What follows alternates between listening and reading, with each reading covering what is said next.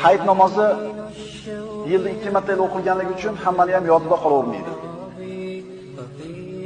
2 rakat Eid Qurbon namozini o'qishni niyat qildim. Xolis Alloh uchun imomga iqtido qildim deb niyat qilgandan keyin Allohu akbar deb takbir aytib qo'l baylanadi.